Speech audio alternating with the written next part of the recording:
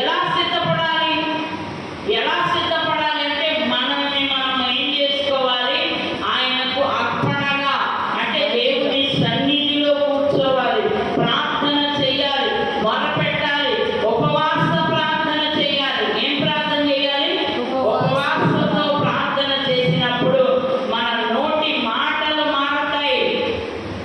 మన నోరు నా ఇష్టం అంటారు కొంతమంది. ఎందుకు ఇలా మాట్లాడుతున్నావు అన్నాం అనుకో, నా ఇష్టం, నా నోరు. ఎవరిచ్చారండి ఈ నోరు మనకి? యేసు ప్రభు ఇచ్చారు ఈ నోరు మనకి.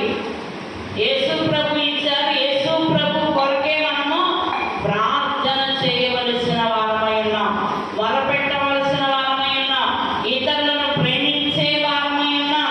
ప్రేమమయుడు, కరుణామయుడైన యేసుక్రీస్తు ప్రభు వారిని, ఆయన మాదిరిగా మనం మారాలంటే ఆయన మనల్ని ఎలాగైతే ప్రేమించాడో మనము కూడా అలా ప్రేమించే వారమై ఉన్నాం. మనలో ఏముండకూడదంట? జాగ్రత్తమే కానీ, ఏ విధమైన అపవిత్రతయే గాని, లోభత్వమే గాని, వీటి పేరైనను ఎత్తకూడదు. వీటి పేరైనను ఎత్తకూడదు. ఇదే పరిశుద్ధులకు తగినది.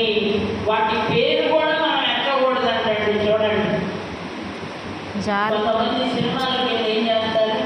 వాడు సినిమా చూసి వచ్చింది కాక పక్కనోడికి ఏం ప్రచారం చేస్తాడు? స్టోరీ చెప్పాలి, ఏం చేస్తారు?